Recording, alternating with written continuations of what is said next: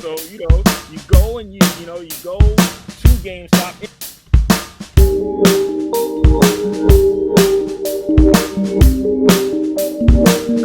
Probably like around Sega Genesis time where these guys start coming around, right? That's right. Right. So Yeah. as me as a gamer, just thinking about it, by the time I'm in high school, when a new game comes out, you got to go to the video game store to try and get the game. That's right. And you got to get it the day it comes out, right? If you got the money, if you're lucky enough to have the money, right? So you go and you go to GameStop, and it was an experience, right?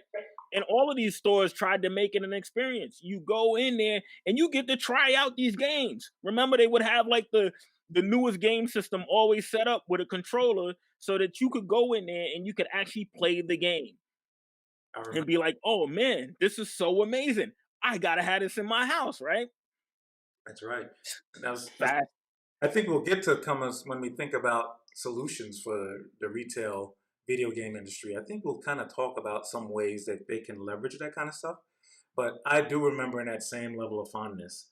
I remember sitting and waiting in line, like knowing when some game was going to come out and having people over the house trying to play or listen to the games. I remember that very, very fondly. And I do also remember when, Xbox Live went, online and playing with you and with friends over the internet. And even before that, there was this thing called Expand where you could put into a Sega Genesis and play from there. I don't know if you remember that, but that was a blast. And you can have a ton of fun from there. And you would put your little, modem from your computer inside of there, and you would go from there, and you would play it that way. So that was a blast. So that's kind of our view. Our view is the reason why we wanted to talk to you all about that today is that we love video games. We think that the video game industry has done so many amazing things, but a place like GameStop is on its death knell.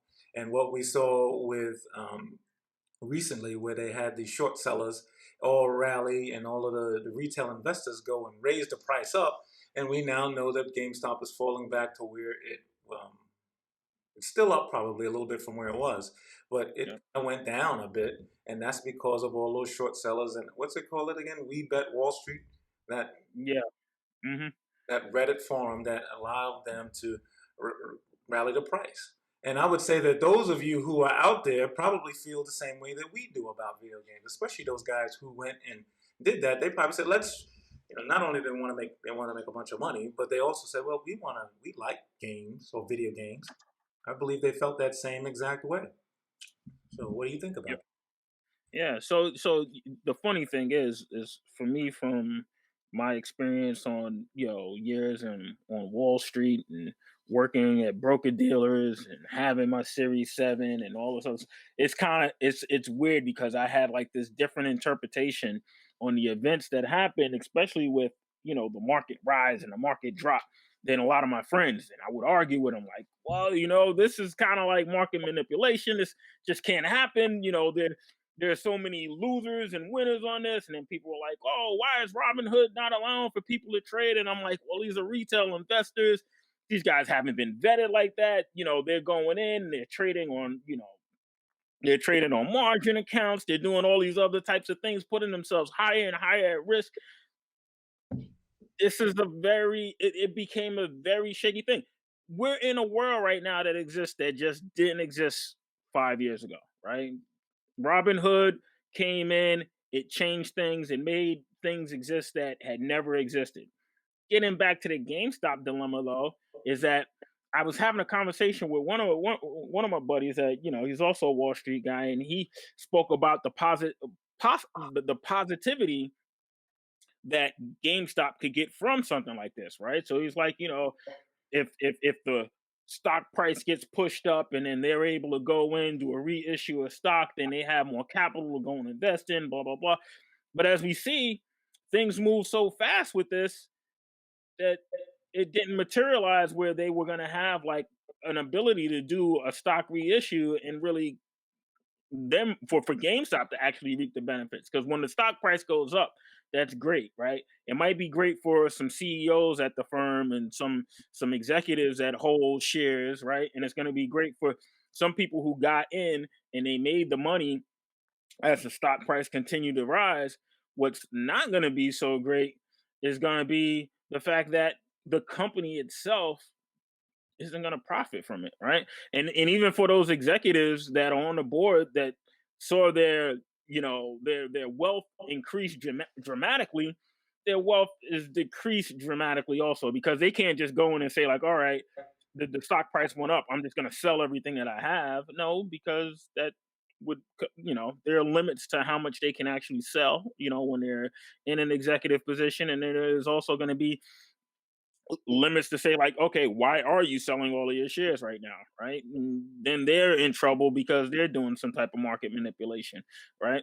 So there's so many sides to this thing. So thinking about GameStop themselves, how does GameStop, what's the position that GameStop is in? What was the value that we saw $400 a share? I can't even remember what the market capitalization was at that point, but was that viable, right? Did it link though to who they are? There was no. It was based on these retail investors really wanting to stick it to these short sellers, right? Because the actual businesses' valuations, their fundamentals weren't sound to do this. Well, was it for any of the for even for the current stock price, which we displayed here a few seconds ago? Mhm. It doesn't relay that. They have a ton of stores. They have hundreds of stores or even thousands of stores that are still there. They still have a lot of overhead. If you've been into a GameStop recently, you see there's lots of stuff in there. And then when you and I were talking about this, and we didn't decide, and we were talking about the solutions now for those of you who are joining us here on Surviving Business. Um, we started to think about businesses we've seen from a retail perspective who are doing things really well, who are surviving. And I think the one that came to mind when we were talking about this was Best Buy. So when you think about Best Buy years ago, they were in some straits. Retail was shifting quite dramatically. And they were saying to themselves, what are we going to do? But if you go into a Best Buy now, this is at least my view when you think about some of the solutions that's out there. Um, one of the things I think is pretty interesting to understand is that Best Buy is now like a showroom. When you go into a Best Buy, you will see little places for Google, little stands for Google, little stands for Samsung, little stands for all of these different companies there. And my opinion is, and they can tell me this is wrong, and I think you would agree with this, is that they're paying for that space. Where in the past, back if you go back 20 years ago, people paid for spaces to put their CDs on Best Buy. Now these companies are paying for the actual space in the store, which is helping them with their overhead. And there's Yep. other examples as well. You think about Barnes and Nobles, and you go in there and there's a carve out for a Starbucks in every single Barnes and Noble. That helps them to pay for that space. You go into a Macy's and you see that they've got a foot action, or I think that's what it's called, a foot Yeah. action, or a sunglass Yeah. hut. Personal. Yeah, Yeah. or a What I. sunglass hut, or something like that Mhm. inside of there. Those are those places because Macy's is saying, hey, we want to survive. These guys want to sell stuff in our store. Let's get some of, let's help them defray the cost by actually having some spots in there.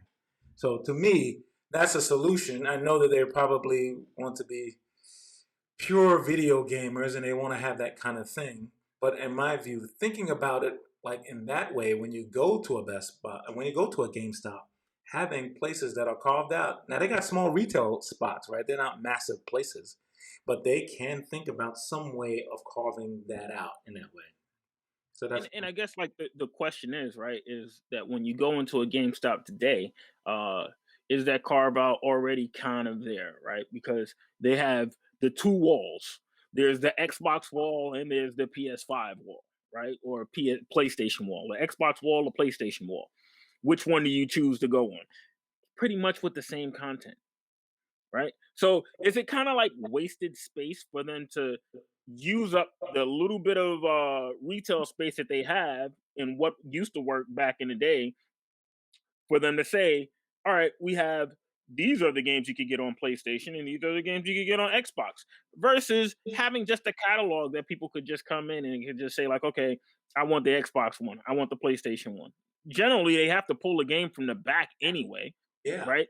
The game that's out there is only a display model.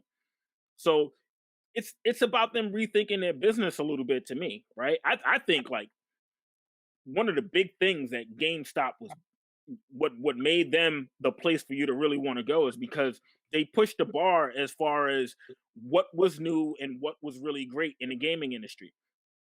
Right now, we don't see that, right? We go to GameStop and what I see in GameStop, I can see online on Amazon or Walmart's website.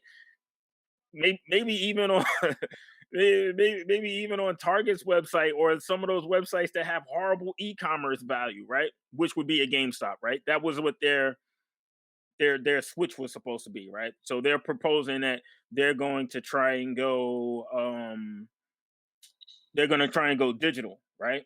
I'm saying to myself, you're too late, right? You want to go digital when everyone's already gone digital, right? The lines for PS5s and the lines for Xboxes, those are great.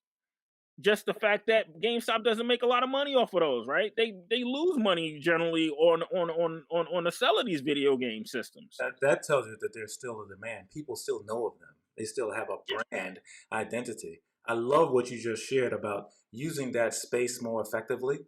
Whereas you go in and you got all these used games that you see, they can still publish those games or still publish those prices in different places. But today, when you think about going in, this is just the germaphobe in me, and going in and touching a whole bunch of little plastic boxes around it, and you're flipping around the box. That's a lot of wasted space, as opposed to saying, here's the catalog, or the catalog is online. Going back to your point about it being digital, you come in, you go in, you say, all right, let me check or select it, like you do at a pickup to pick up your groceries at Walmart. You say, here's my thing. I come in and I get a contactless delivery of my daggone game that I wanted from that. That's a way to take the digital experience and connect it with the store experience, in my view. Completely. And back to the other point that I was making about how they need to be pushing the line on technology. There's an amazing thing that's out there right now, right? And the only place where you see it is in Best Buys. And that's Oculus and VR technology, right? That's where gaming is moving, right? So you don't wait to get this technology until when everybody's already getting it and they already figured out where they're going to get it from, right? They used to make you like that's why I brought up the fact that there used to be a time where you would go to GameStop and if you're a little kid and you're walking by GameStop with your mom, you're like, "Mom, stop. I want to try and play the game." And you get to play the game for like 2 seconds or whatever. Doesn't matter. Or you wait in line. You're looking at somebody else play the game. You're like, wow, I can't wait till I get a chance to get that game and play that game, right? Imagine if they were to say like Oculus or any of these small VR companies that are out there or large VR companies that are out there, let's give you some space for you to display what you can do. I was at a conference not too long ago and they had a setup for VR. This is probably like a little 4x4 space that was set up. I was able to go in, try this thing for like 20 minutes, and I was wowed at the advancement that has happened in VR technology. I will tell you, and Junior, Winston, you'll probably say the same thing. When VR first came out, it was like this is garbage. I don't care about this. That was They need to just stop it. that was my opinion originally, and that's probably why you have a different viewpoint because you had that most recent experience. But my experience with VR is like I love games, I love innovations with games, and the few times I tried it, and this is going back maybe 2 or 3 years ago, I was like, "What the hell is this? Why am I doing this? Who's outside of me? Where am I going to put this in my house? Is this Yep. better than having a nice TV in my house with a surround sound? Is it better than that?" I'm a person who tried stuff in the past. When you think about like the Connect and all of that kind of stuff in the past, Yep. I'm down with the innovation. I just remember my experience saying, damn, I don't know if VR is great. So I like your point about making it like an experimental kind of stores. And that way they Yeah. can actually leverage those technologies and make it an experience. When you think about businesses out there, you go to Starbucks, it's an experience. You and I talked about the company in Japan that makes electric cars called Neo, where they have Neo cafes, and you go and you have this Neo experience. That's what Yep. people want when they go out, when they get outside their house, past COVID, they want to go and have an experience. You know, they And and the good thing about VR is that VR allows for you to do it during COVID, right? You don't have to be all up on top of someone. but but that's one example, right? That's one example of something that they should be like pursuing to say we need to have this in our stores. We have the people that are going to want to try it out. The game stoppers are the people that want to try out VR technology, right? And if the game stoppers go in and they try VR technology and they love it, they're gonna let the rest of the world know, right? It's like it's advertisement for themselves. And if there's like, yo, you got to get it from game.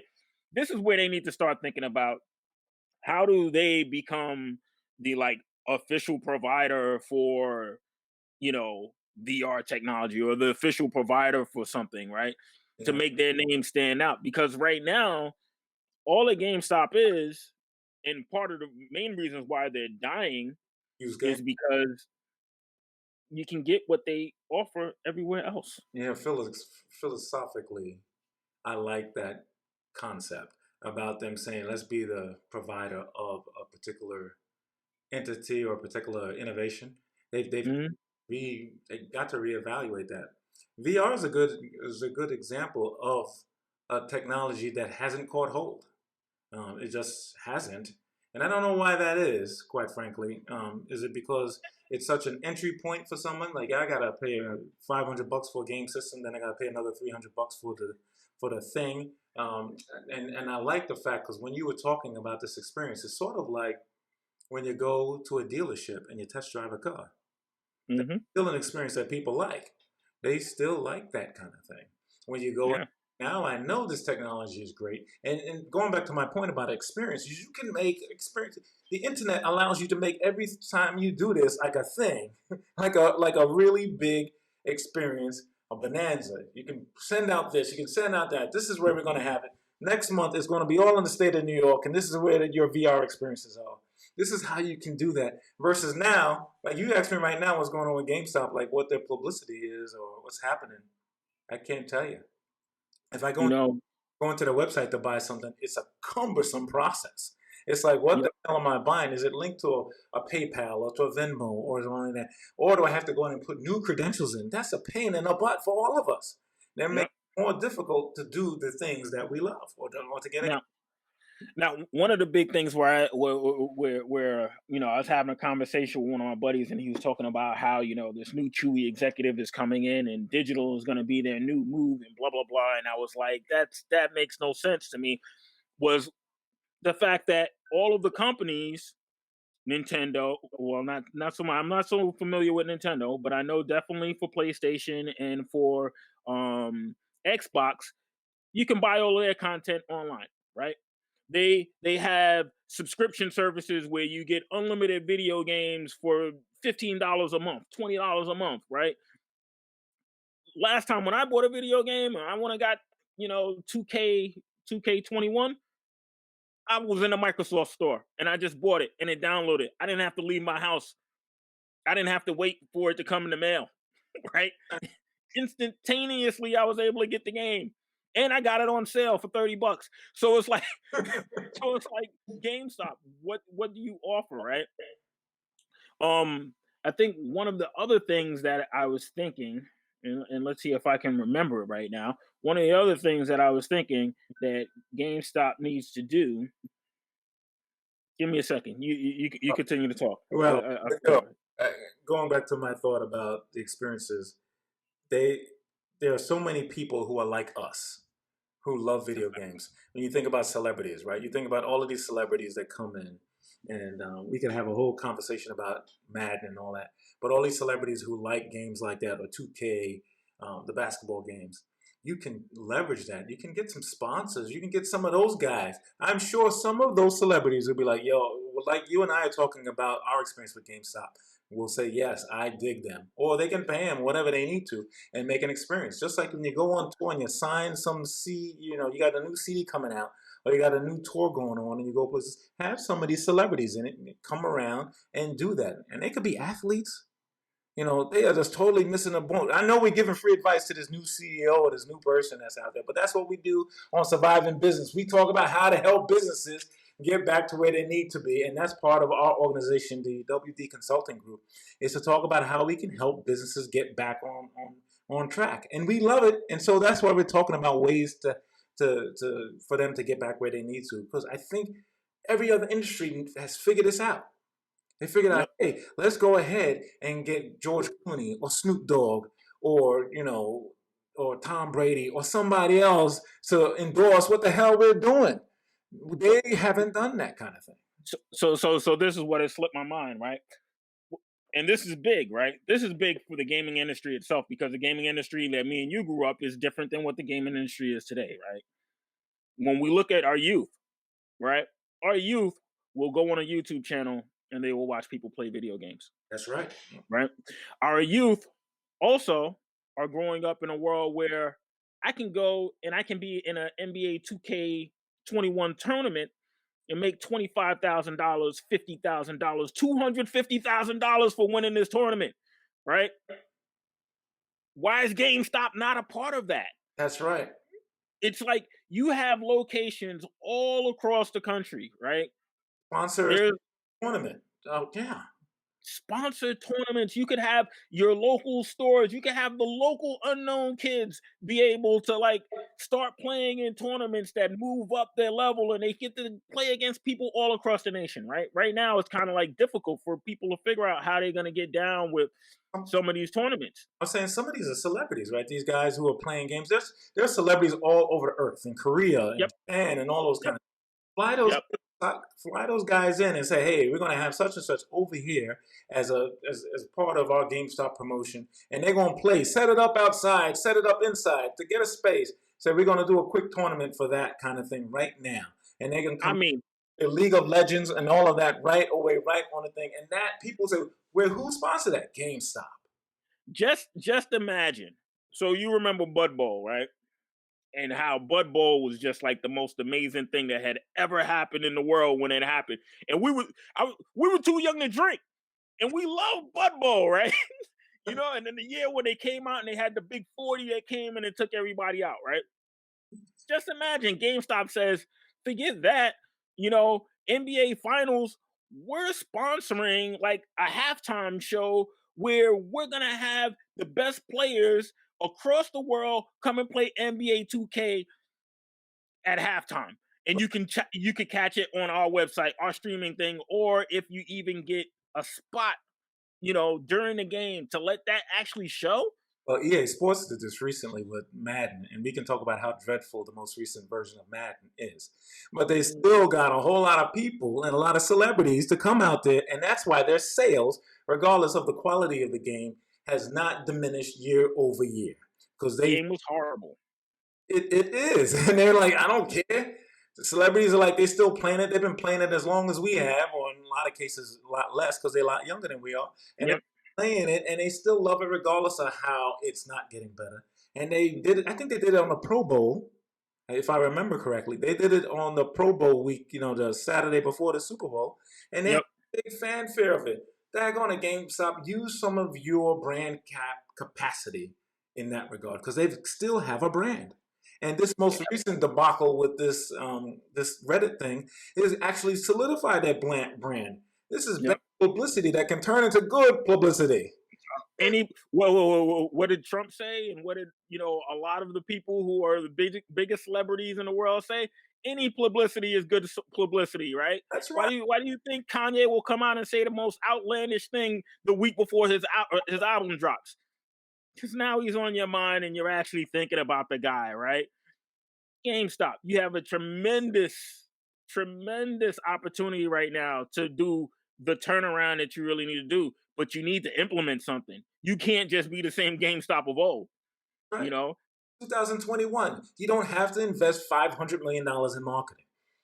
You can go on the internet, go on IG, go on Discord, go on Clubhouse, go on all these platforms and say, this is what GameStop is doing. You need to come to the store because today we're going to have a big event. Yep. I think that this is, and part of this, and this is probably a thing to think about. I believe that GameStop has a franchise model, like many other entities, where you go in and you buy a franchise and you own the franchise of GameStop.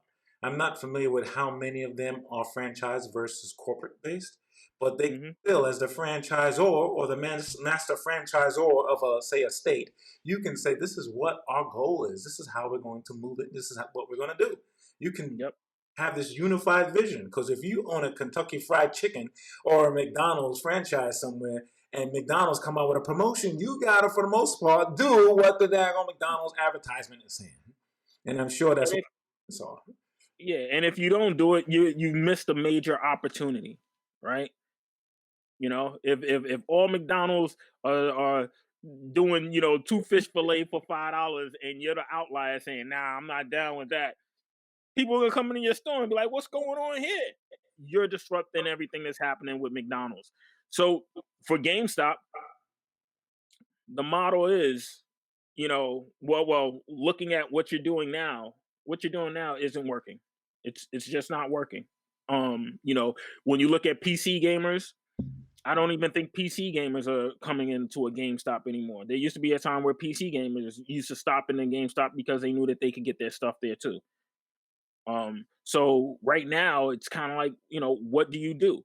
We're suggesting that you do these things that will be structurally changing, right? We're not saying, close these stores, which you guys plan on doing. We're not saying, lay off staff. We're not saying, do a complete and total restructure, which may be something that wouldn't hurt if you did do some restructuring, in certain parts of the business that are probably heavy. But what we're saying is that you need to think about how can you be more innovative, because innovation in this day and age, and in all days and age, is what really makes companies grow and what keeps them alive and what allows for them to thrive. So when we think about, when we sit down with companies and, we're discussing, what you need to do, there are different layers on what companies need to do in order to thrive, right? There's your initial plan on, how are you going to meet your customers needs and wants, and make sure that you're able to meet that. There's the regulatory side. How do you make sure that you're fit, as far as state laws and rules that you need to abide to. Then there's the whole part of, what are you doing with your staff? How are you growing your staff, right? How are you making, that young gentleman that came into a GameStop when he was 16 or 17 looking for a job, how are you grooming him to become a leader within the organization, right? So there are a lot of different fundamental things that we can look at with GameStop. But when we look at the big picture says you need to do something big. That's just my thought. And the reason why I think we've said this a couple times now, is that we really love video games. For me personally, it is as much as I love things like meditation and all that, I get a cathartic release every weekend when I can spend a moment just doing something that I love. And it's been proven that the video game industry is a multi-billion-dollar industry all over the planet Earth that exists right now. And so we wanted to continue to survive, and we want GameStop as a retailer to survive. Yep. I could not tell you the same answer for every single retailer that's out there. There's some retailers that need to go. They just need this. Their experience is so horrific that they need to go. They just do, and I've seen a lot of them go, so that's why I laugh. Like I have a vendetta against Radio Shack. Radio Shack is one. I can give some cell phone stores as an example. This experience is not so fantastic as some of those retailers. But GameStop it was a great experience, and it still is to an extent. But right now, there's a GameStop literally a mile from my house. Back to the point you was just referencing as far as buying games and how you buy games. I can't tell you, audience, when the last time I was in that store. It closed for a while, and then they must have got some infusion of cash down the path, and they reopened it. They might have said, hey, this one in this location actually should stick around. So they're going to have to do what a lot of businesses do. They're going to have to do what Blockbuster does, or did, or tried to do. They're going to have to say, let's cut overhead, which means human beings get affected by it. And one of the things when we talk about surviving business in this channel is that we're not just talking about the industry itself. We know that there's human beings behind every single one of these industries. I have to give credit that a lot of times when I go on GameStop, a lot of the guys, at least that I dealt with, they knew what was going on with video games. Yep. They weren't like people who just like, yeah, I don't know. They actually knew stuff. That was like part of their deal. They knew Yep. about it. And what They and played games. Yep. I've heard mothers going and ask, "Hey, my son was looking for a game and they can't remember the name of the game." And some guy behind the counter knew what the name of the game was and helped the mom find out what it was.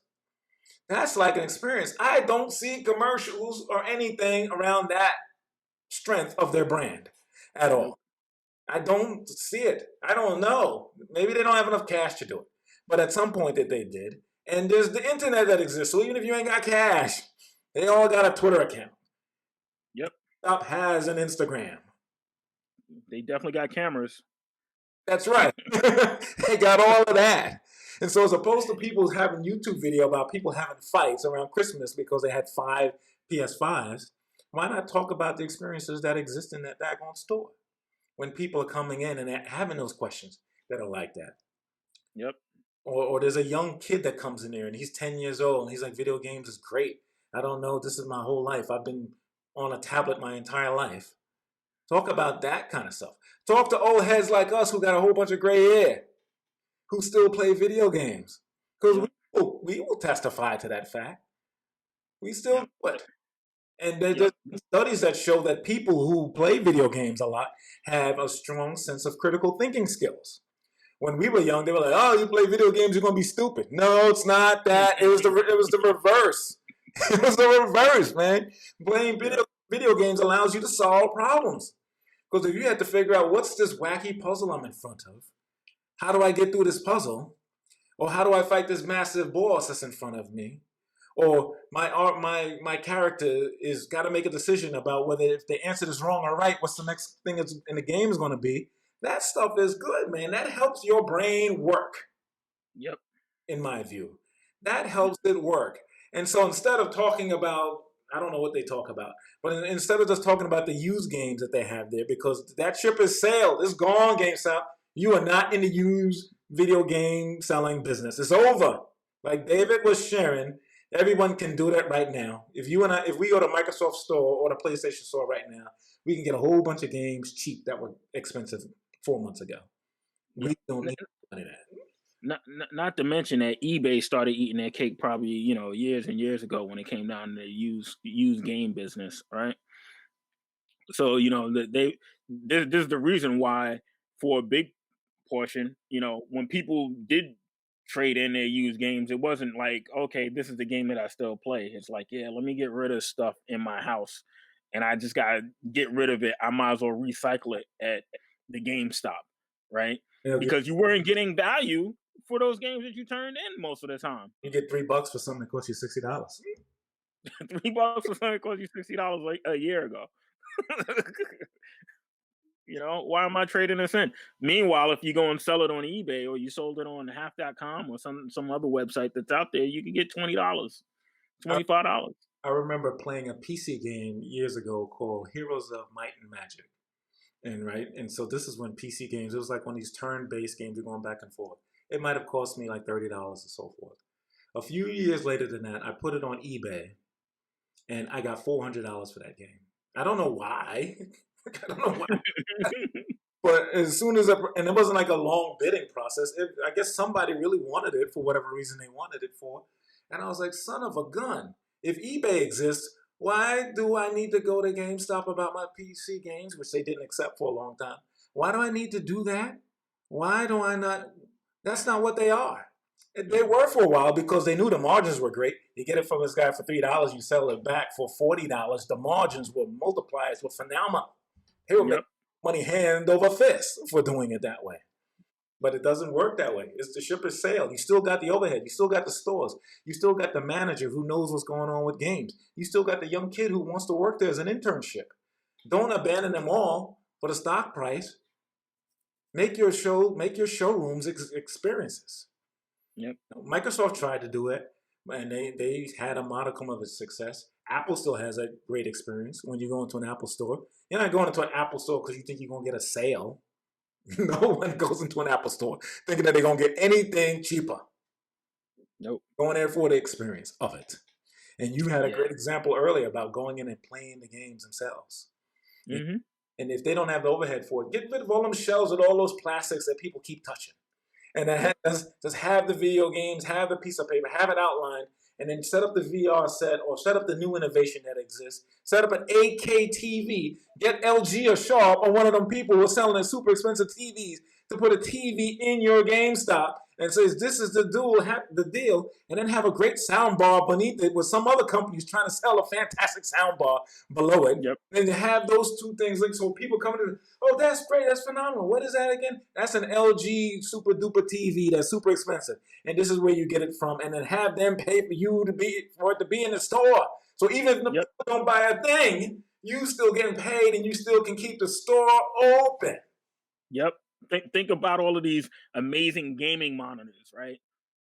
Oh yeah. 27-inch, 32-inch gaming monitors that, unless you play on a gaming monitor, you never know what you're missing, right? You set up these gaming monitors all of a sudden in the store, of course, it's sponsored because these companies that make these gaming monitors, they want to sell more, right? The video games that they're playing, you're getting those anyway, right? They're coming in anyway. You open up one of them, or you get that sponsored. Why not? You have that conversation with Xbox. We're gonna have we're not gonna do the old school set up this weird looking Xbox, thing or whatever, blah blah blah. No, we're gonna make the games available when someone comes in and they want to play the Xbox game versus the PlayStation game versus they don't have to wait for the guy to get the PlayStation. They just need a terminal to get on. That's right. Your terminal allows for you to be able to do that. Your terminal allows for them to see if I got the terminal, I can really see the difference between playing a 2K on PS5 versus Xbox One or Xbox S, whatever it's called, right? You can actually see it. You can say like, "Oh wow, there is a difference," right? For the lifetime argument about what system is better, right? You set up ways for people to really be able to come in and experience that. Yeah. These are ways that I, you make yourself. The brand is great, but make the brand relevant. Make the brand make it that when someone drives into the mall, these small malls where a lot of GameStops are, where they kind of like single standalone stores. They say, "Let me walk into the GameStop," and that when you're in the big mall and I'm walking down the aisle, there's a reason for me to stop in the GameStop, or better yet, there's a reason when I stop in the GameStop for me to say, like, oh, this was actually worth my time. And I actually saw something that I didn't see before, versus me going in there and I look for the new game that I was looking for, and I like, oh, look, this is Exiles or whatever, blah, blah. And I look at some graphics on the back and I'm like, oh, I don't know if I should get that game. yeah, you come up with an idea as we were talking. I want to throw it out there because I don't want to forget about us talking about mobile gamers here in a second. But you just gave me this idea. Remember earlier we were talking about like these locations that have another location, another thing in it, like Macy's that has a sunglass hut in it, or Hmm. GameStop. Go into one of these stores. Right? Instead of you having this overhead, you just gave me this idea where you're talking about the mall. So when you're going Yeah. and you go and you see the foot action, or you see the sunglass hut, or you see the Starbucks that's inside of Macy's, have a spot inside of Macy's, which may cost less than having it in a strip mall. The foot traffic, Macy's has a quantifiable amount. They understand exactly how many people come to their store. Yep. They know exactly what the deal is going on there. Have yours set up in there. My gosh, you don't lose a foot traffic. You still can have those experienced people that we talked about earlier in the location talking about the great things about games. Have the experience thing we talked about with the celebrities. Celebrities go on to Macy's all the time. I go on to Macy's Yep. here. I live in Atlanta. And the Macy's, and the biggest Macy's I have on a Saturday, they got a DJ near where they're selling perfumes. They have the same thing in Sephora. They got, I mean, dang on it, GameStop. Don't go the way of Kodak camera Nah, or you don't. Blockbuster, where you still No. trying to figure out your overhead because you got contracts with these dudes. Break those contracts or give them a piece of the action and go into other locations. I didn't want to forget that mobile gaming is a powerful thing that's out there these days. Yeah. Back when we started doing things, the mobile game didn't exist because cell phones didn't exist. And now there's a lot of people who play mobile games online and they don't even have a console. They just playing games on their phone all day long. Apple has done it with their Apple Arcade. Um, I personally, I've only dabbled in mobile gamings periodically. It's not my favorite things. I played a great thing when I was with my family. We were on vacation and we played Monopoly on an iPad. That was fun. But generally, a lot of people play it. And the reason why I bring this up is if you remember years ago, there was this Pokemon Go thing where people were going all over the place because they were trying to find the Pokemon. Yep. And so you think about a GameStop, right? That's all over the place. And as far as being either central hub for that or being a spot for one of these kind of things that is out there, I don't know if they ever thought about that. I don't know if they're even part of that movement. They, No, they haven't even thought about that. I mean, I think a big part of the reason is because they look at it and they say mobile. How do we get sales from mobile, right? Rather than thinking about what the opportunity that presents itself with mobile could be, right? Rather than saying like, okay, let's think about how GameStop can be a part of something that's completely outside of our stores, yeah, right? I How think, can how can GameStop say like, yo, let's come out with our top 10, you know, mobile games, period. Because when you think of GameStop, right, it should be gaming, period. Right? If it's a video game, I should GameStop should have something to do with it. Whether they're making money from it or not, sometimes and I think that that's definitely one of the biggest things that they miss, right? Because they're like, oh well, it's a store, we need to make money from it, blah, we can't sell these mobile games because the mobile games are being sold by Apple, they're being sold by Google, right, in Google Play Store, blah blah blah. Rather than saying, well, we can't sell, but what we can do is we can advise, because we need to be at the center of all gaming, I don't right? think they understand the economics of this. They probably are still in this old timey thinker thing or ways of thinking about things. You, GameStop, if you've got traffic, people coming into your locations, that is something you can monetize. So Yep. if you've got X amount of people coming into your location and you go to advertisers like an Apple, like the company, the Pokemon company, the other people who've got these mobile games that are out there, we've got X amount of people come into our store, in a period of time. So we would love for you to sponsor a day or sponsor what's going on with us. That is something that they have not thought about, or at least that I don't know that they thought about. Because a lot of these businesses these days, they understand that eyeballs is money. Yep. People coming in this case, foot traffic is money. You have people coming into your location for whatever reason. There's a reason why people still spend tons and tons of money on paper Dungeons and Dragons games. That is a massive business. And that's been Yep. totally abdicated, to your point about it being a game store, abdicated to comic book stores and to other places like that, whereas opposed to being in a game store specifically. There are Yep. all kinds of places where people go and have massive chess tournaments that GameStop's not involved in at all. Yep. It's a game store, to your point. It's not a video game store. It's a game store. There are people who have tournaments on Scrabble, on Uno. There's all of these things that exist that they haven't thought of. And this is a way to have these tournaments come into your location that you already pay for and have people actually do those things. I mean, and that brings up another great point, right? I mean, when you look at, the changing of human habit, is that people still do play games, right? They still do play board games, and it's like the new game comes out where it's like, I can't remember the name. Like, I just played some game where it's like you got to choose four things, whatever. It's like one of those little card games, and Magic the Gathering kind of games. I know what you mean. Yeah. yeah, so it's all these gathering games, right? There's the taboos, and there's all these other types of games, right? Why is it that if I want to get those games, Target has to get the money, and Walmart has to get the money? Is there no space in your store to have a small amount of these games that are available, right, for the regular gamer, right? Because if you can get the mother to come in the game, come in the GameStop because she's in there to buy something for a kid, and she looks over and she's like, "Oh, look, that's a cool little game. I'm going to like a game night. Maybe I'll buy that to go to the game night." That's an extra revenue potential for you.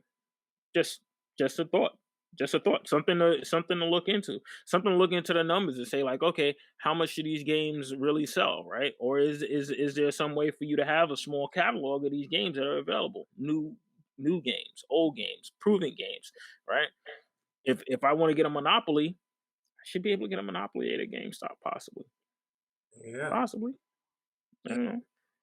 I love this conversation because it just makes me think about so many ways that we can help this business and help any business that's out there. So if you have a new business, please make sure you subscribe and give us a comment so we can reach out to you.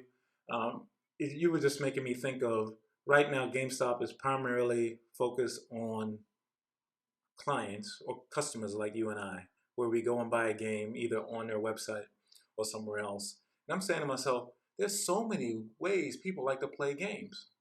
So when you think about like a big corporate event, right, post pandemic, and they've got this, people like to play games at those things.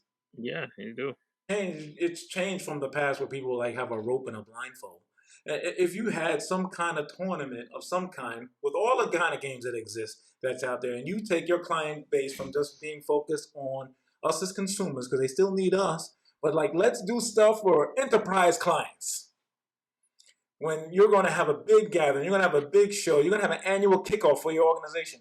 Instead of you all coming into a room where you just go in and you say, "Oh, let's have a game, or let's tie some ropes to each other. Let's do the fall down game, at you kind of game. But let's have a game where everyone puts on a VR headset, sponsored by GameStop, and the company Yep. for that kind of thing. The Yep. company pays for that. So now you've got like this omni approach where you've got clients everywhere. Because I can guarantee you, you've got a sales kickoff or a kickoff for your company. There's a whole bunch of gamers at your kickoff. Yep. They might have on a suit and tie, but they gamers. Yep. They love video games. They ain't gonna, they may or may not say it, but they love it. And so daggone GameStop, go there. It's not It's crazy. like it was back 20, 30 years ago. Go do it. Yep. It's crazy because we could go on forever and ever with like all of these potential things they could do, right? There are all these mobile gaming systems, right? Where they're like a truck and they'll drive up and then the people can go in them and then they play the games, whatever, blah, blah, blah. There was one right in front of mommy's and daddy's house across the street up the block where Al Brooks and them used to live. Um, the other day, and I'm like, yo, what's going on there? And it was there for like 8 hours. But just imagine if that thing was all branded GameStop. Oh my gosh. If it's branded GameStop and then people just know where to go. I'm gonna have a party for my kid. I can just have this van just pull up and it's gonna have all this crazy gaming experience. The amount of upsell that could be in there, depending on what you decide you want to provide as a GameStop retailer, right? These are things that will grow your business, right? And structurally, they think about an idea like that, and they know they've got this massive footprint of locations all over the country. They got all these thousands, hundreds of locations that are all over. And they're going to probably make a decision about rationalizing locations at some point, just to make sure that they survive. Hmm. They've got to think about these ideas like this.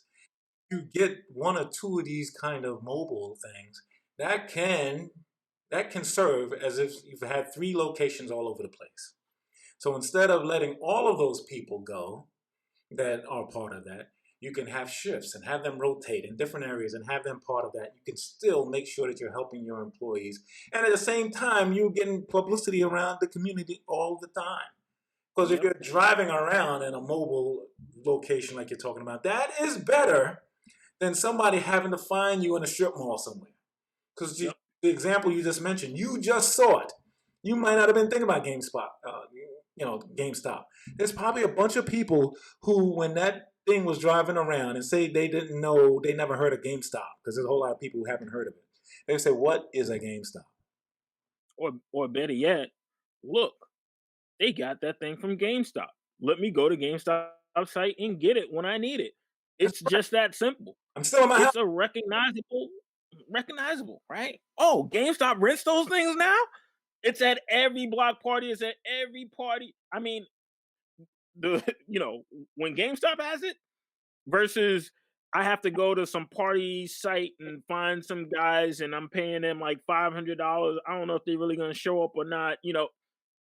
We're talking about a big deal. We're talking about something that can be, a true growth vehicle for them. I think that they should try it out in the test market. Yeah, here's the truth of everything we've shared today is that the video game industry is growing, not contracting. Not at all. Yeah. 2020 is the best year ever for the video game industry. And they find themselves at this crossroads as to grow or they don't. And it's not just them. There are probably lots of smaller retailers who had a focus on selling video games all over the country, who are saying to themselves, should I still keep this thing on my shelf or not because people are going online? What do I do? And every time there's a problem, somebody rises in to actually solve the problem. And the problem in this case is that people love to experience video games together. They would love when they would go into a video game store, even those situations where I'm talking about where people were at the locations trying to get a PS5. There was this kind of shared experience that people were having at the same time. Yep. They were sitting there chatting about what they like or what they don't like. Most of it was probably like, hey, there's only 5 PS5s there. But a lot of it's like, hey, this is my game. I love this game. It was a way of taking the great experience that you can get online when you're sitting around and you're in a chat room and bringing it out to people. Because people are going to want to do this. They're going to want to do that. Not to mention that most of those people that were on the line and were the first people on there, as soon as they went home, they didn't go home and play by themselves. That's right. Right.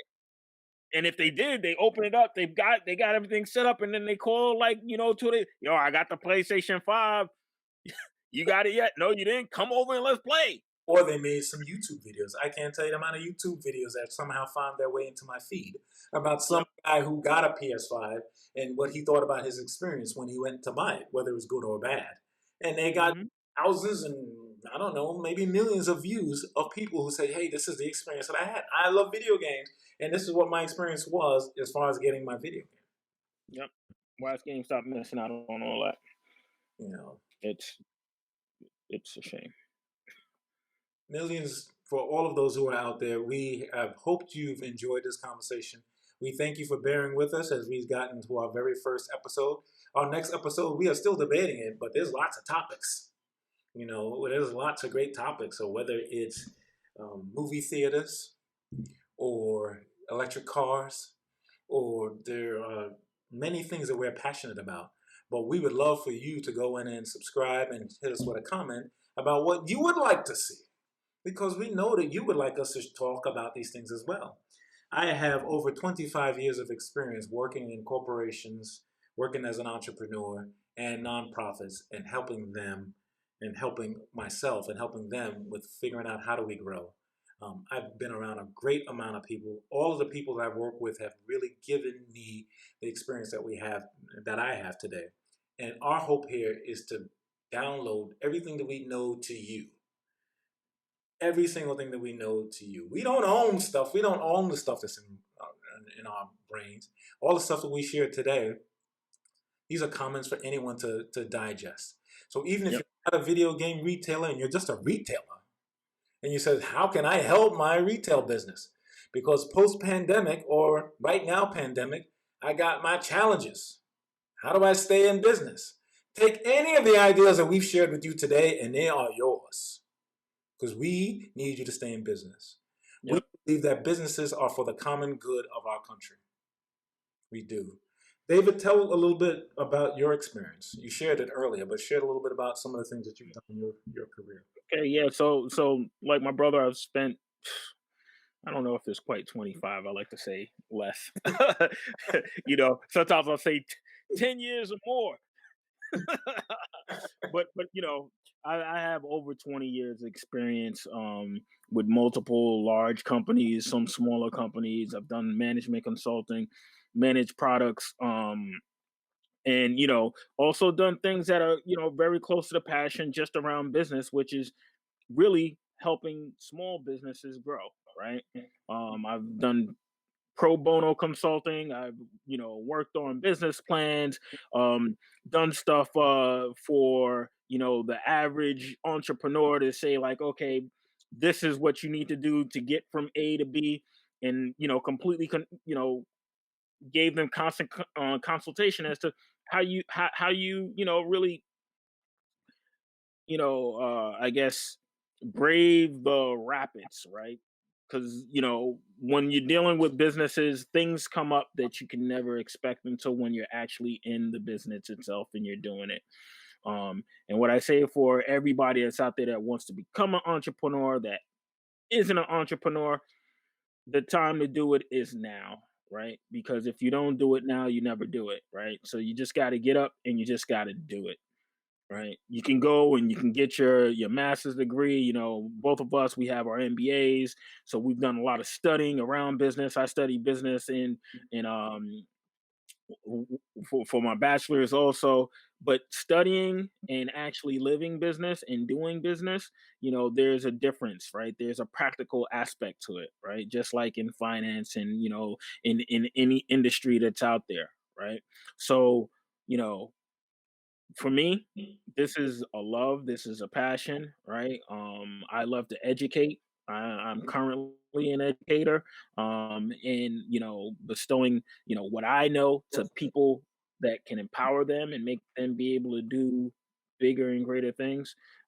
That's why we have this conversation. That's why we said let's do this conversation and do these types of conversations and make sure that the public can hear it, right? So that we're not just having this conversation in the vacuum. Me and Winston going back and forth, and we're just talking. Yeah, well, this can happen, and they need to do this, blah blah blah blah blah. Because we could go on for hours and hours.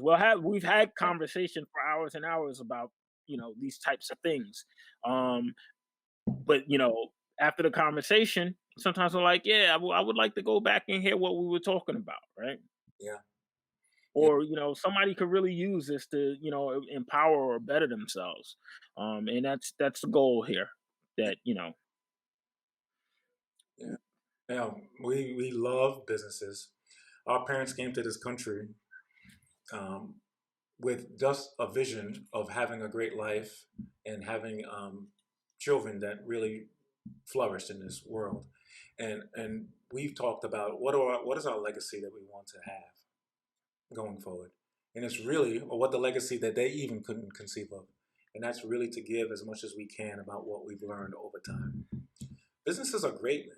Every business owner I've talked to in my entire life, and I started out my career as a salesperson many, many years ago, going door to door and picking up phones and talking to people. Every single business owner that's out there, they love what they do. If you're a business owner that don't love what you're doing, you're not really in business. You're doing something else.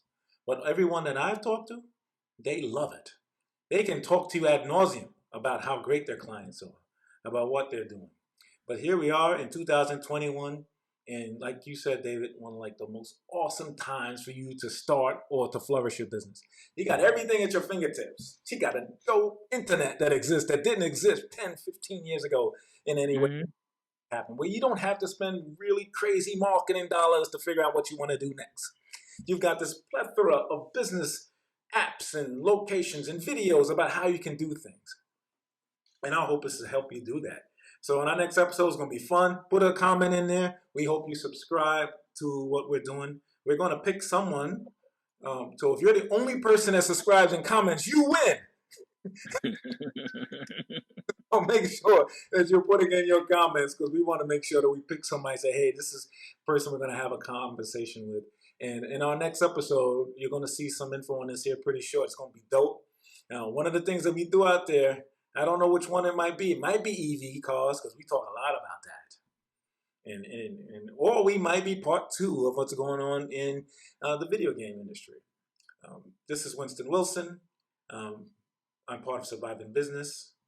And David Wilson. so, I'm part of Surviving Business. No other half. so everyone that's out there, have a blast. Hit us up. We'll talk to you all soon. And this is us out. And we will share with you, and we will talk to you in our next episode, and look for that to come out really, really soon. So take care.